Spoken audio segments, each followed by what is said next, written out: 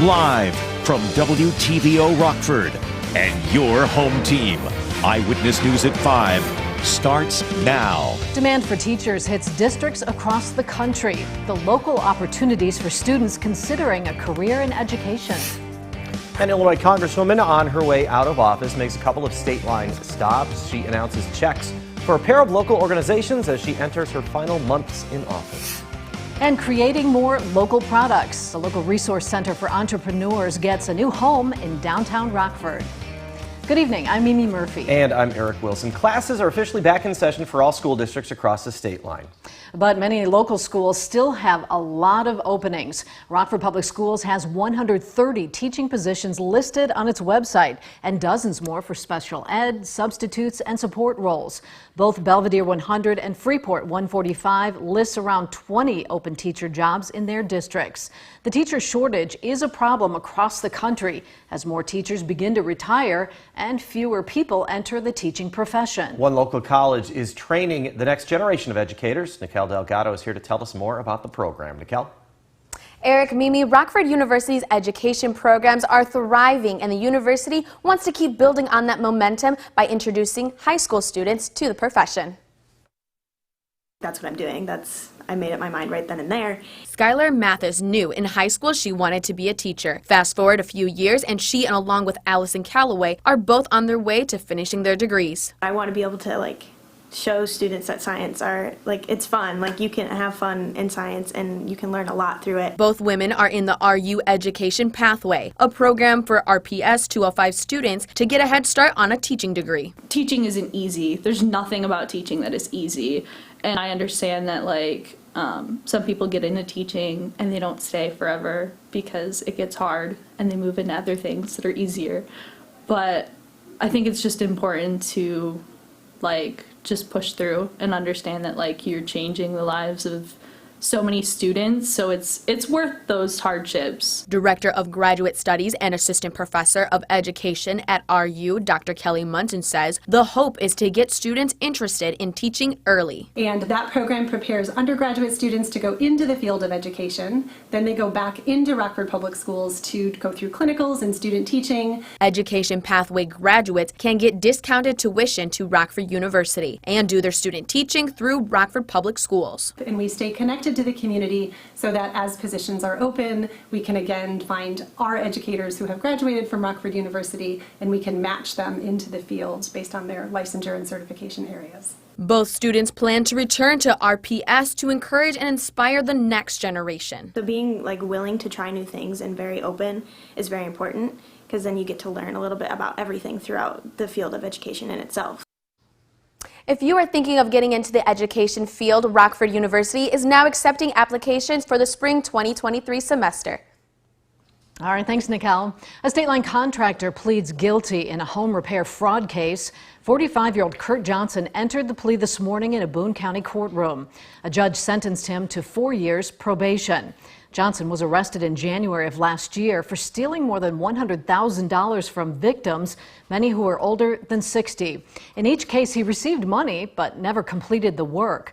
Johnson also will have to pay restitution of over $77,000. A Rockford man's accused of having inappropriate contact with an 11-year-old through an app. 45-year-old Mark Davis is charged with aggravated criminal sexual abuse and grooming. Last month, Rockford Police Department's Sensitive Crimes Unit began an investigation after someone tipped police off about the relationship. Investigators say Davis and the child know each other. Davis is already in the Winnebago County Jail on unrelated charges. Police say last night's Rockford shooting involved a group of people. A call came in a little after 6. According to investigators, that group was walking near Arthur Avenue and Johnston Avenue when two men opened fire. A 24-year-old man was hit. He was taken to the hospital but is expected to be okay. Police haven't announced any arrests. Call the department or use the Tip 411 app if you have any information about what happened. Gubernatorial candidate Darren Bailey met with the Illinois sheriffs in Springfield today. The closed-door discussion focused on crime policies, including the Safety Act. The criminal justice reform law requires all police departments to have body cameras and eliminates cash bail as of January 2023. Bailey continued to hit Pritzker on his criminal justice policies and his tendency to spend money when working towards solutions, saying more funding is not the answer. That's all we ever hear for solutions in Illinois. More money, more spending. That more money and that more spending never comes with more accountability and more transparency. Pritzker's campaign responded in a statement saying, quote, "This was yet another demonstration of the hypocrisy and naivety that should disqualify Bailey from leading our state." Congresswoman Sherry Bustos makes some stops in the state line. It's part of her farewell tour before she leaves office. Bustos formally presented a $300,000 federal check to the new Rosecrance Center in Freeport. She also delivered $750,000 to the YMCA of Rock River Valley. That money will be used to open a local center for youth to help break the cycle of poverty in the state line. Rosecrance's CEO says the money went a long way to make the center happen in Freeport. We would not have been able to open this beautiful clinic. And as we told the community leaders, we bought this building. We're not going anywhere. This is a statement that we are here in Freeport and Stephenson County and will continue to serve the needs of the citizens in this area. Bustos announced last year she would not seek re-election for her congressional seat. That means Illinois' 17th congressional district will have a new face in November. Former TV meteorologist Eric Sorensen won the Democratic primary. He faces former Bustos foe Esther Joy King, who's representing the Republican side. A local resource for entrepreneurs gets a financial boost from Winnebago County. Funding from the county will help the Small Business Entrepreneurial Center at Eiger Lab's new downtown location. It's inside the 304 main building. The grant comes from American Rescue Plan funds. It will allow for those with ideas for a business to get help in creating early designs. Those designs help entrepreneurs determine costs moving forward. So this is what I think we're trying to do in Winnebago County. We want to be open for business and make sure that people have that opportunity to open businesses in manufacturing and technology, to be able to create that space and that area for them. The funding is expected to help about 15 entrepreneurs. The COVID vaccine is likely going to become a yearly jab, like the flu shot. That's according to the White House COVID-19 response team. They held a news conference this morning about what's next in the fight against the virus. Dr. Anthony Fauci says some vulnerable groups may continue to need more frequent vaccinations. Additionally, it hasn't been determined yet when boosters will be approved for kids under the age of 5. The response team's asking Congress for more funding, as it's expected people will need variant-specific shots this fall. It is now critical that you step up and provide additional COVID-19 funding so we can stay ahead of this virus. The White House is requesting $22 billion for future COVID vaccines, testing, and research. Food Truck Tuesday once again returns, but with new hours. Now through October, the event ends at 8. Food trucks from all over the state line set up in the parking lots of the Nicholas Conservatory every Tuesday. The event had been going until 9.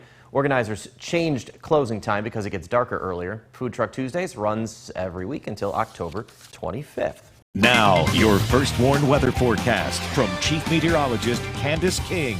Well, to the west, we have a little more cloud cover. To the east, we've got plenty of sunshine. We'll call it a partly cloudy sky out there. Beautiful, though. A picture coming in from our SkyTrack camera out of the Poplar Grove Airport. With that sun, our temperatures today were able to warm a little further than where they've been here these last couple of days. We made it up to 80 degrees in Rockford. We're now down to 79. You're at 77 in Rochelle and Dixon, 76 currently in Freeport, and 75 right now in Monroe. Winds have been light from the north and northeast, and that wind will pretty much turn calm as we go through the night tonight. High pressure continues to build in from the north and really will remain the dominant weather feature here over the next several days. So pretty much what you see is what you get. Temperatures will be warming up a little. Plenty of dry conditions here that'll take us through the end of the week. Weekend does get a little dicey, though, with a chance for rain that does return with both a cold front and low pressure system that pull through. So let's first first get through these next couple of days. As we clear out our sky tonight, still a little bit of low-level moisture will lead to some fog, very similar to what we woke up to here this morning. Temperatures will once again drop down into the 50s. Fog will burn off. High temperatures tomorrow will make it back into the low 80s for tomorrow afternoon. Anywhere really from about 81 to 83 degrees. I think there may be a couple of spots, some of the outlying areas that could stay in the upper 70s, but pretty comfortable for tomorrow. Few clouds work in tomorrow night into Thursday. High pressure remains in control. Winds will shift a little further to the south though Thursday afternoon, so that'll bring the temperature up low to mid 80s once we get into Thursday and then Friday. Big ridge of high pressure that has really brought a lot of heat, record-breaking heat out over the west for the last several days.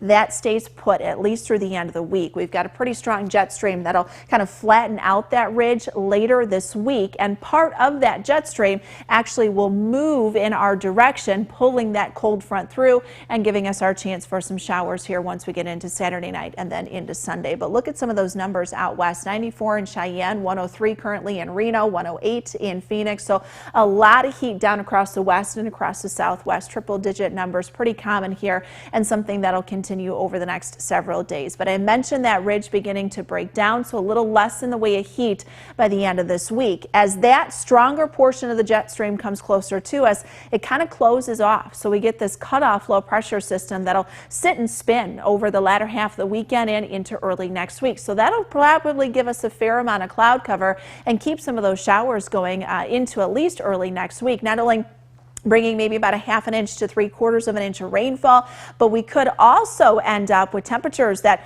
really struggle to even make it out of the 60s Sunday and Monday for highs. So 57, that's where we'll end up for tonight. It'll be a cool night. This morning it was a little cool, but we were able to warm quickly as the sun did come up and the fog kind of cleared. Temperature tomorrow up around 83 for the afternoon. We'll stay in those 80s for Thursday, Friday. 85 degrees, looks like another dry night for our Friday night football games.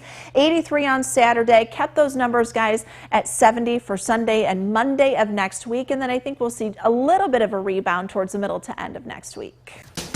Now sports with sports director Scott Leber. Now, the Bears are moving forward with plans to build not just a new stadium in Arlington Heights, but an entire entertainment district. They have released images and a letter detailing their ideas. The entertainment district would be adjacent to the stadium and would include retail shops, bars, restaurants, hotels, and more. The stadium would have a dome, and it could also host the Super Bowl, college football playoff games, and college basketball's Final Four, in addition to Bears games. The Bears intend to seek out government help to pay for the development. They say it'll be an economic boom to the area and the state, generating billions of dollars for the economy, especially if it brings in Super Bowls and big-time college events. The Bears say nothing is set in stone at this point. They do have a series of government meetings to tend to, and they still haven't closed on the deal yet on their purchase of the Arlington Heights property that is now Arlington International Racecourse. Meanwhile, at Soldier Field, new sod has been laid down, and they hope it'll take hold in time for Sunday's season opener. The old turf was a disaster for the Bears' first preseason game in mid-August. Attending an NFL game is not cheap. Bookies.com reports it cost a family of four an average of $536 to attend an NFL game when you consider tickets, parking, and concessions. Again, there's that figure for the average cost, $536 for a family of four. Now, 49ers games are the most expensive to attend, $1,028. The Buccaneers are the next most expensive at $947. You see, the Bears check in above the average number at 9 at a cost of $599. The Packers are 11th at $584. The cheapest games to attend are the Cardinals and the Jaguars. NIU's football team got in the win column in its opening game last Thursday against Eastern Illinois. It wasn't the most impressive win, but they're going to take it. That game was in DeKalb. This week they head out on the road for a game Saturday night at Tulsa. It's a whole new mindset on the road. Definitely excited for our football team going on the road to have that type of mentality of it's us against everybody. And, you know, I love the way they came out to practice this morning. Last year, the non-conference games we played, like Michigan and Georgia Tech, kind of put us in a good position to know what that away feeling is like. So, I don't know, I feel like when you play in front of 110,000 people, it doesn't get much harder than that. The White Sox playing Seattle again tonight. Johnny Cueto is set to pitch. Sox are 2 games behind first place Cleveland, 1 game back of the Twins. And the Cubs will host the Reds. Wade Miley, just off the injured list, will pitch. The Cubs have lost 7 of their last 8 games.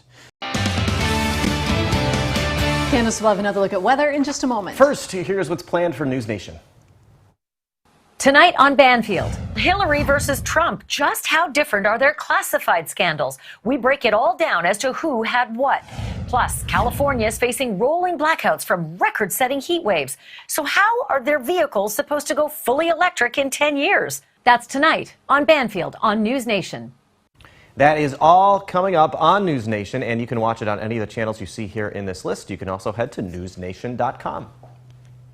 Our skies will stay clear as we go through the night tonight. Temperatures will drop back into the 50s. The First Warn Interactive Radar brought to us by Rockford Auto Glass and More. We've got high pressure building in for us here this evening. That will remain in control these next several days, bringing us back into the 80s for tomorrow, Thursday, Friday, even into Saturday. But a big drop in the numbers here by the end of the weekend. We'll see plenty of sunshine. Should stay fairly comfortable, although humidity will start to creep up a little here once we get into Friday and Saturday. Chance for a few showers late in the day Saturday, maybe a rumble of thunder, a few pockets of some heavier rainfall as well. Numbers Sunday, Monday could actually stay in the 60s for highs, especially if we end up with a fair amount of cloud cover, and that low pressure system should see those temperatures rebound a little bit once we get back into next week as we stay in the 70s. Overnight lows will feel pretty comfortable too, upper 50s and lower 60s. All right, thanks, Candace. And thank you for spending some of your time with us. Stay safe.